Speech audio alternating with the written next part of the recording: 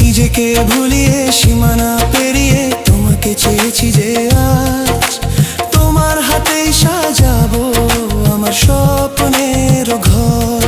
আমি তোমার প্রেমে পড়ে দুনিয়া ভুলে গেছি।